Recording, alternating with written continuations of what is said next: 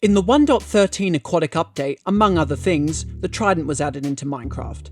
The Trident is an uncraftable melee and ranged combat weapon which can only be acquired as a rare drop from the drowned mob. There are weapon-exclusive enchantments that can be applied which allow it to be used for one of two purposes. The first purpose is that you can enchant it with Riptide, which allows a player to be launched into the air if they are in water or in rain. This enchantment goes up to a maximum of level 3, with each level, 6 blocks are added to the maximum distance you can travel in one launch. Riptide can effectively be used as a means of propulsion when combined with an elytra if you don't want to make firework rockets. The main downside with this enchantment is that you can't throw the Trident anymore. The ranged combat part of the Trident is gone. So what if you don't want the launching, but you want the ranged combat? Well, you could alternatively enchant the Trident with Channeling, which allows the Trident, in the event of a thunderstorm, to essentially transform you into Zeus. Yes, that is correct. You have not been deceived. Mojang really did just make an enchantment that allows you to smite enemies down with lightning bolts using a Trident, even though it was Poseidon who held the Trident, but mythological inaccuracies aside. I already had my fully maxed out Riptide Trident on the DMU server. I had it months before mob spawning was ever even turned on. How, you may ask? Well, I pulled a big brain move, and using my superior intelligence, I knew that the server, all the way back in the beginning of January, for a small amount of time, did have mob spawning on, which meant that there were mobs, they just weren't in chunks that players had been in. So all I had to do was use my TARDIS to travel to the world border, which was much smaller back then, and find an ocean and find a drowned with a Trident and kill it, which would take a few goes due to how rare they are. But eventually, I managed to get the Trident that you see now. But Edible Forkles, who was in my last video, which you really should watch by the way, had given me a spare Trident that he had gotten. So I wanted to put channeling on this and give myself the power to smite DMU children down.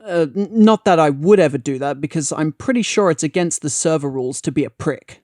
Before getting started on putting the enchantments on the Trident, I first needed to know which enchanting order would cost the least XP and work penalty. I went to the Minecraft enchantment ordering tool. The link for this Heaven Sent site is in the description, and so is the subscribe button. Then I put in all the enchantments I wanted. According to the Minecraft enchantment ordering tool, to make a maxed out Channeling Trident, you need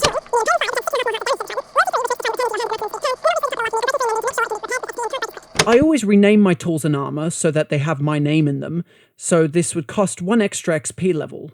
Let's get started. I knew Edible Forkles had some villagers he held captive in his basement with a couple of the enchantments I needed, namely the Mending and Unbreaking 3 enchantments. I also have some villagers captive as well in my TARDIS. Most of them sold the rest of the enchantments I needed to enchant this Trident, including this villager who sells a channeling book. I went to my chest full of valuables and observed how many emeralds I possessed. Oh, that's not good. I only have 78 emeralds. This won't be anywhere near enough for this. I'll need to get more. For now, I'll just use what I have to get the channeling. Okay, good, I now have the channeling enchantment. I can tick it off the list. Now, you may have noticed something earlier. It was up for a brief second, so I don't blame you if you missed it. This villager only sells Impaling 2. That's going to be a problem.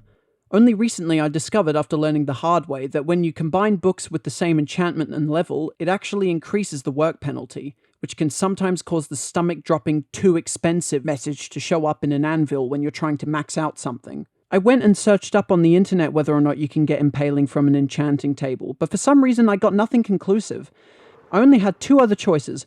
Either I find another villager, boat them into my TARDIS, trap them and repeatedly break and place a lectern until they sell Impaling 5, or I go into my test world to see if combining Impaling 2 books until I get Impaling 5 and doing the enchantment as normal is actually too expensive. Despite the fact that I was certain it would fail, I decided to go with the second option, because I am never in the mood to work with, villagers.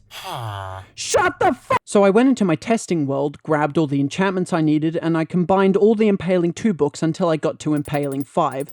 Then I started the process. Oh my God. That's what I was thinking to myself at this moment. This was ridiculously close to being too expensive. 2 more levels and it would have been too expensive. That's how close it was. Well, great. This means that all I need to do now was acquire 8 Impaling 2 books and combine them to get Impaling 5. But we're not done yet. I hadn't factored Loyalty 3 into it. How am I going to get Loyalty 3? Neither Edible Forkles nor do I have a villager that's sold any level of loyalty. So, I thought to myself, I could either trap a villager and make them sell it, or I could be lazy and see if it was possible to get it through an enchanting table. Naturally, because I'm lazy, I decided to just see if it was possible. After enchanting books at the enchanting table in my testing world, it took 69 books, nice, to get a Loyalty 3 book. So it is possible, it's just rare. I believe those odds were a worst case scenario and thought it was unlikely they were going to be that bad, so I mostly ignored them. All that really mattered was that it was possible to get Loyalty 3 via an enchanting table. So I rejoined the DMU server and I harvested some pumpkins and melons from the farm in Salzburg and the farm at the spawn area so I could sell it to Edible Forkles farmer villagers for emeralds. This process took a while because I had to wait for the villagers to restock again so I could get more emeralds from them. I was leaving my house when I almost forgot to mention Torchwood 1. Torchwood 1 is a mega chad and he lives in a castle. Here's a tree dedicated to Torchwood 1. Don't chop that tree or these ones down or otherwise you'll get banned. After a while of harvesting pumpkins and melons and selling them to Edible Forkles farmers, I managed to get 5 out of 8 of the Impaling 2 books. I only need 3 more Impaling 2 books. After buying those books, I decided to sell something else to my librarians, something which tends to give me emeralds quite quickly: ink sacs. Since I have a perfect netherite sword, I have looting 3, which allows me to get a lot of ink sacs very quickly. After selling some ink sacs to my librarian villagers, I was up to 7 out of the 8 total Impaling 2 books that I needed. I just need a few more ink sacs to get some more emeralds. Sometime later, I had all 8 Impaling 2 books. I started combining them all together, but I couldn't finish it because I didn't have enough XP to combine them.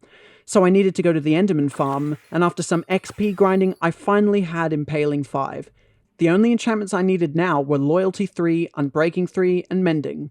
Unbreaking 3 and Mending I was completely unperturbed by. I already have access to villagers that sell those books. But Loyalty 3? Well, as it turns out, that might be a pain to acquire. Because I try to act pragmatically, I prepared myself like a realist and I decided to get all the sugarcane Salzburg has and turn it into paper, in the possible event that it takes more than one nice amount of books to get Loyalty 3. Eventually, after a while of harvesting, I ended up now having 46 books to use. Now it was time to go back to the Enderman farm and start getting XP, to hopefully get a Loyalty 3 book quickly and easily. As I started killing the Enderman, I realized that I could make this process much more efficient by looking at what enchantments the enchanting table will give me beforehand, and if I don't see Loyalty 3 on that list, I would enchant the book for the minimum levels, allowing me to enchant more books for less XP.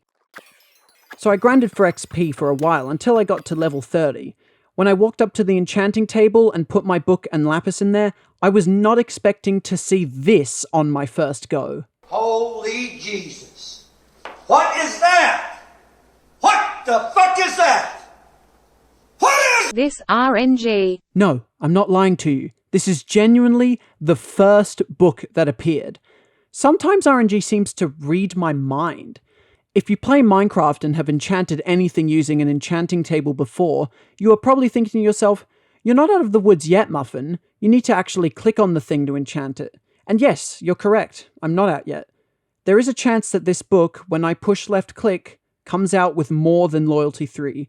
If it does, I have no choice but to disenchant the book in a grindstone and repeat this process until I eventually get Loyalty 3 on its own.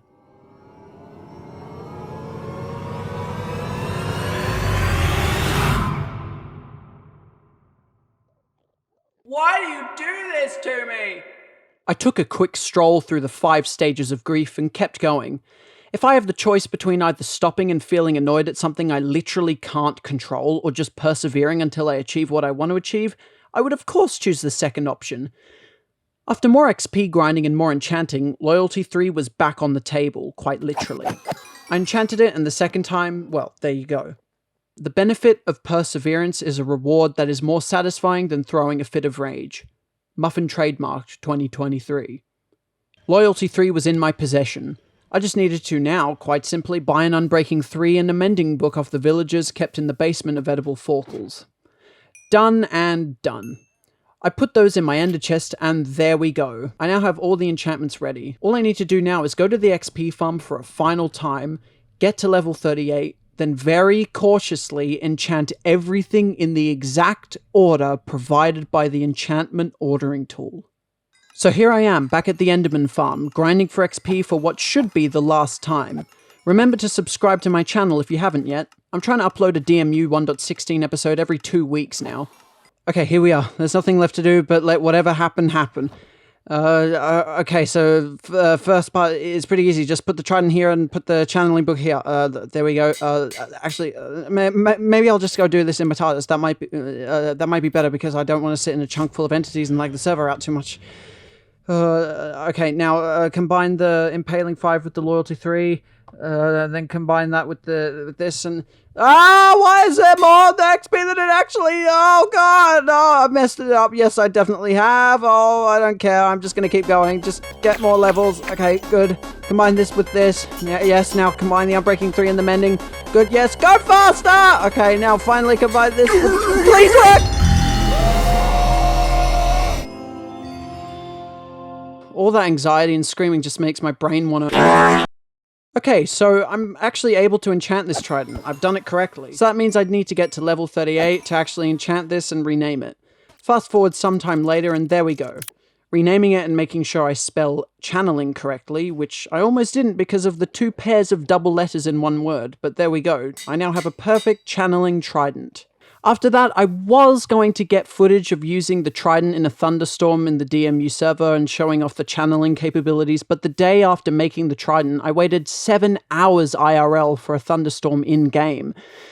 But all I got were 2 rain events, and I thought it wasn't worth waiting for, so that'll be the end of this video. I hope you enjoyed it. If you want to see the other DMU 1.16 episodes, there is a playlist here. Again, thanks for watching, Happy New Year, and I hope to see you in the next video some point in the future.